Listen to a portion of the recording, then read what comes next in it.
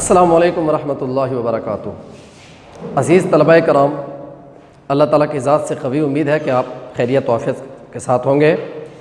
میں آپ کا اپنا teacher Abdul Majid admire college science and commerce کی طرف سے چھٹے لیکچر کے ساتھ حاضر خدمت ہوا ہوں۔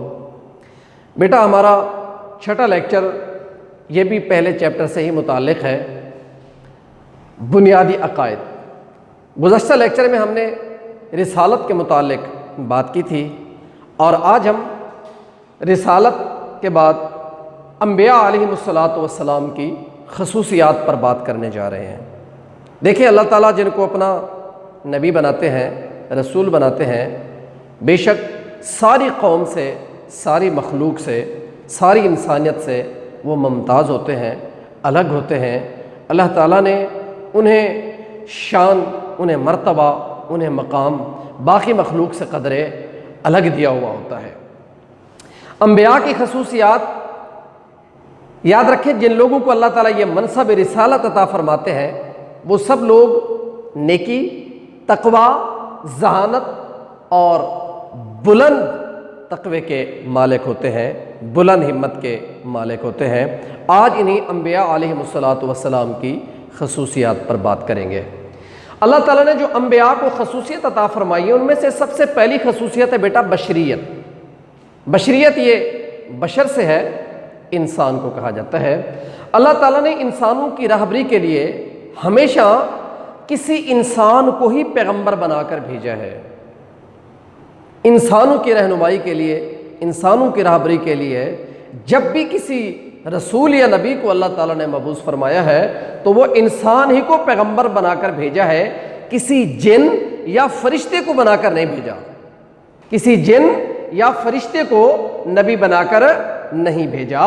وجہ یہ ہے کہ اگر کسی جن یا فرشتے کو نبی بنا کر بھیجتے تو یہ جن اور فرشتہ انسان کو وہ بات نہ سمجھا سکتا جو ایک انسان کو ہی سمجھا سکتا ہے، جیسا کہ ارشاد ربانی ہے، اور جتنے بھیجے ہم نے تجھ سے پہلے وہ سب مرد ہی تھے۔ مرد کا اطلاق انسان پر ہوتا ہے۔ اللہ تعالیٰ نے انبیاء کو جو بے شمار خصوصیت عطا فرمائی ہیں ان میں جب پہلی خصوصیت جو ہے وہ بشریت ہے۔ اللہ نے جتنے نبی اور رسول اس دنیا میں بھیجے ہیں سبھی انسان تھے، سبھی مرد تھے۔ اچھا، اگرچہ انبیاء علیہ الصلوۃ والسلام انسان ہوتے ہیں مگر اسی انسان کے ساتھ ساتھ اللہ تعالیٰ نے انہیں ایسے اوصاف سے نوازا ہوتا ہے، ایسے کمالات سے نوازا ہوتا ہے جو کمالات، جو اوصاف دوسرے انسانوں میں نہیں پائے جاتے۔ بعض لوگوں کو یہ غلط فہمی ہوتی ہے کہ نبی فرشتے کیوں نہیں بن کر آئے، نبی جن کیوں نہیں بن کر آئے۔ یاد رکھنا، ان کے اس اعتراض کو بھی اللہ تعالیٰ نے آگے قرآن کریم میں ارشاد فرما دیا ہے۔ فرمایا، کہہ دے میرے نبی، اگر ہوتے زمین میں فرشتے پھرتے اور بستے تو ہم اتارتے ان پر آسمان سے کوئی فرشتہ پیغام دے کر۔ یعنی زمین میں فرشتے تو نہیں رہتے، زمین پر تو انسان رہتے ہیں، تو اللہ تعالیٰ نے انسانوں کی رہنمائی کے لیے انسان ہی کو پیغمبر بنا کر بھیجا ہے۔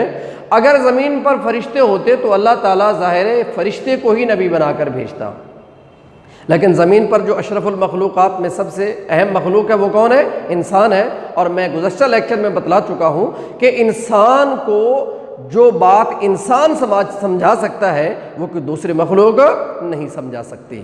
تو انبیاء کی خصوصیات میں سے پہلی خصوصیت بشریت۔ نیکسٹ، دوسری خصوصیت ہے بیٹا امانت اور وہابیت۔ یاد رکھیں، ہر نبی امانت دار ہوتا ہے، ہر نبی امین ہوتا ہے۔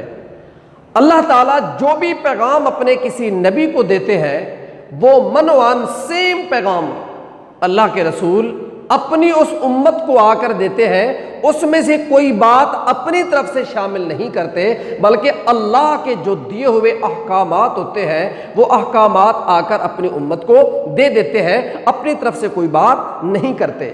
اور یہ جو نبوت والا منصب ہے، یاد رکھیں یہ ایک ایسی نعمت ہے جو محض اللہ تعالیٰ اپنے فضل و کرم سے جس کو چاہتے ہیں عطا فرماتے ہیں۔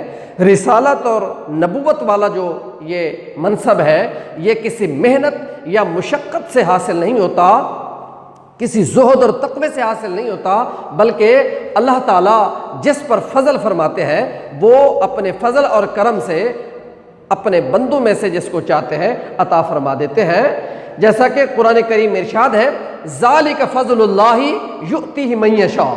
نیکسٹ، ذالک فضل اللہ یؤتیہ من یشاء، یہ اللہ تعالیٰ کا فضل ہے، جسے چاہتا ہے عطا فرماتا ہے۔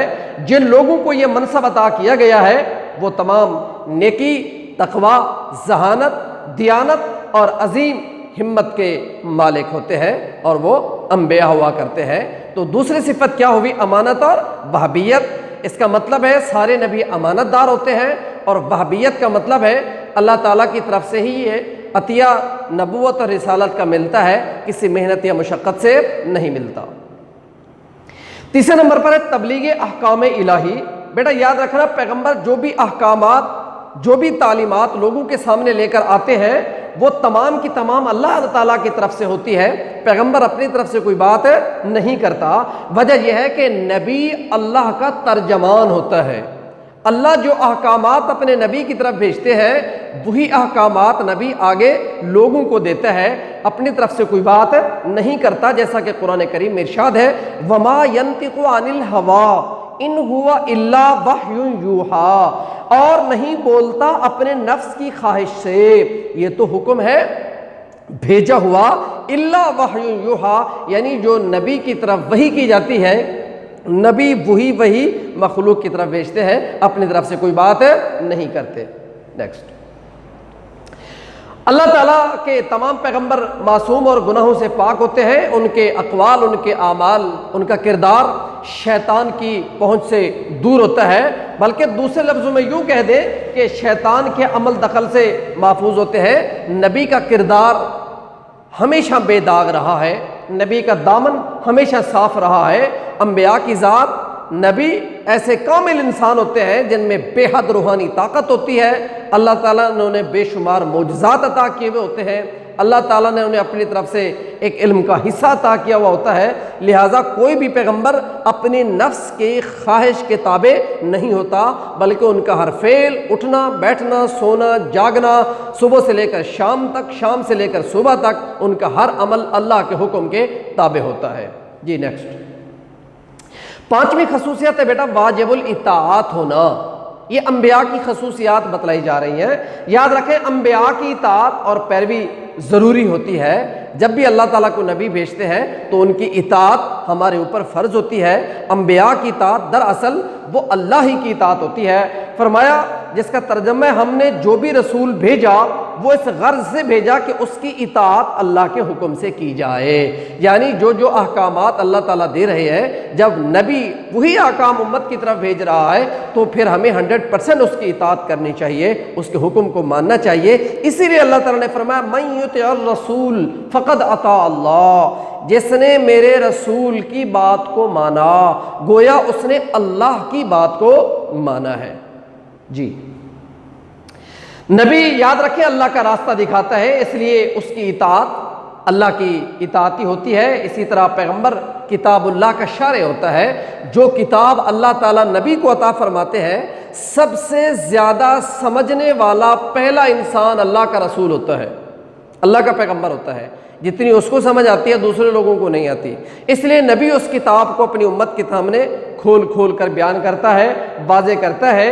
اس لیے رسول کو اور نبی کو امت کا معلم اور مربی کہا جاتا ہے، اور امت کے لیے نمونہ کہا جاتا ہے، جیسا کہ قرآن کریم میں ہے لَقَدْ كَانَ لَكُمْ فِي رَسُولِ اللَّهِ أُسْوَةٌ حَسَنَةٌ۔ البتہ تحقیق رسول اللہ صلی اللہ علیہ وسلم کی زندگی میں بہترین نمونہ ہے ہمارے لیے، اس لیے اللہ اپنے رسول کو اس امت کے لیے نمونہ بنا کر بھیجتے ہیں۔ اس کے ساتھ ہی ہمارا چھٹا لیکچر اپنے اختتام کو پہنچا۔ اللہ تعالی ہم سب کا حامی و ناصر۔